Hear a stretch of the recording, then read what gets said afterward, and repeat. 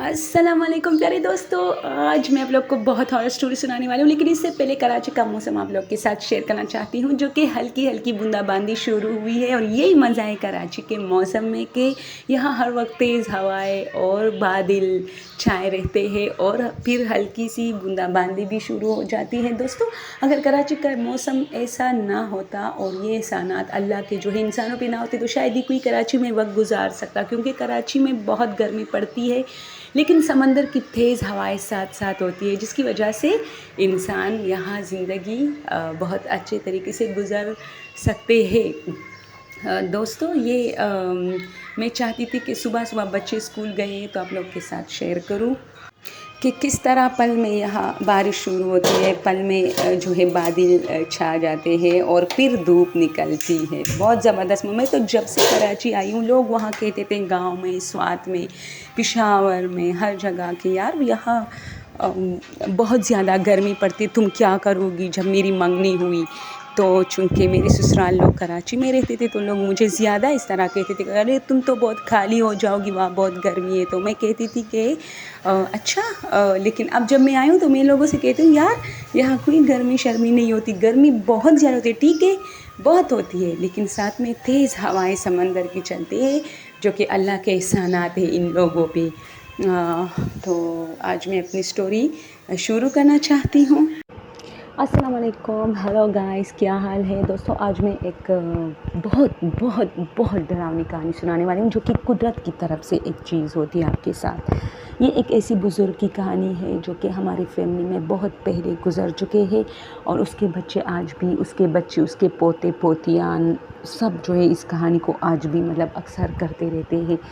कहते हैं कि वो एक बहुत बड़ा ज़मींदार था। जब वो लड़का था, मतलब जवान था, तो वो अपने दोस्तों के साथ अपने खेतों पे गया था और मतलब ज़मींदारी कर रहे थे।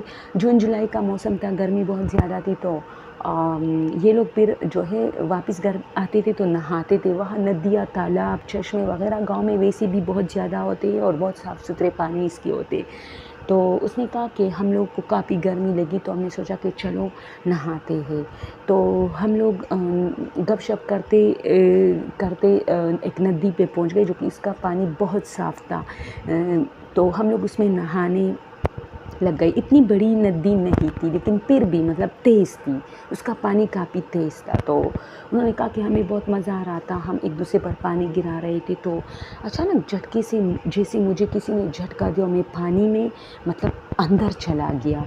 तो मेरे दोस्तों की चीख निकल गई, लेकिन जैसे ही मेरे मतलब मैं पूरा के पूरा पानी में डूब गया, तो फिर मुझे किसी की आवाज़ सुनाई नहीं दी। तो उसने कहा कि बहुत अजीब माहौल था जब मैं पानी के अंदर, और बिल्कुल मैं ख़ुद को बचा नहीं पा रहा था, जैसे कोई चीज़ मुझे खींच के ले जा रहा है। तो मैंने मतलब आंखें, वैसे भी इंसान पानी में आंखें नहीं खोल सकता, लेकिन उसने कहा कि मैंने अपनी आंखें फाड़ फाड़ के मैंने यूँ देखा, तो मेरी सांस बंद हो रही थी। तो मैंने देखा कि बहुत शोर है, जैसे कि यूं यूं इस तरह पानी का, और जैसे तूफ़ान हो पानी के अंदर, तो बहुत ज़्यादा शोर था। तो उसने कहा कि मैं ख़ुद को मतलब हाथ पाँव मार रहा था कि मैं ऊपर आ जाऊँ, लेकिन नहीं। अचानक उस पानी में से आवाज़ आया कि नहीं, इसको छोड़ो, ये नहीं है, ये मतीन नहीं है, ठीक है। उस शख्स का नाम मतीन था। तो उसने कहा कि जैसे ये आवाज़ आई, तो अचानक एक झटके से, जैसे मुझे किसी ने झटका दिया हो, और मैं वापस किनारे पे आ गया। ओ माय गॉड दोस्तों, ये बहुत हैरानी की बात है। लाज़मी नहीं कि हर जगह जिन मौजूद हो। अब आप लोग आगे कहानी को देखें, कितना ट्विस्ट है इसमें।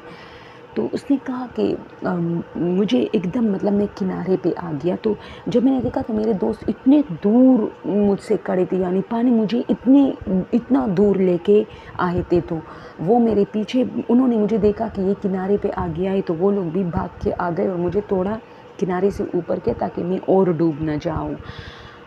तो वो कहता है कि इसी तरह मैं تو وہ کہتا ہے کہ میرے دوست میرے ارد گرد کھڑے تھے، جب تھوڑا بہت مجھے مطلب میں صحیح ہو گیا، مجھے ہوش آیا، تو اچانک ایک جگہ پہ بہت زیادہ لوگوں کا ہجوم ہم نے دیکھا جو کہ شور مچا رہے تھے۔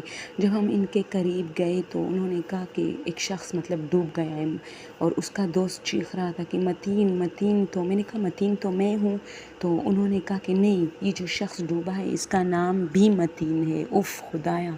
اس نے کہا کہ تب جا کے میرے سمجھ میں آیا کہ پانی میں جو شور تھا کہ مطلب اس کو چھوڑو، یہ متین نہیں ہے۔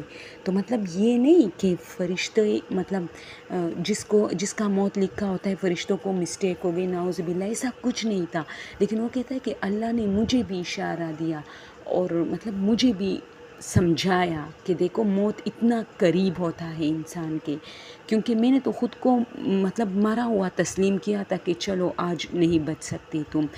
تو اس نے کہا کہ میں نے اس دن کے بعد کوئی نماز نہیں چھوڑی، اور میں نے کبھی کسی مطلب جتنا مجھ سے ہو سکا میں نے کبھی کوئی برا کام نہیں کیا، کیونکہ میں نے موت کو اتنے قریب سے دیکھا ہے۔ دوستو یہ صحیح بات ہے، اس نے واقعی موت کو بہت قریب سے دیکھا تھا کہ مطلب پانی اور فرشتے اسے پانی کے اندر لے کے جائے، کیونکہ اس کا موت پانی میں لکھا تھا، جو شخص پھر مر گیا۔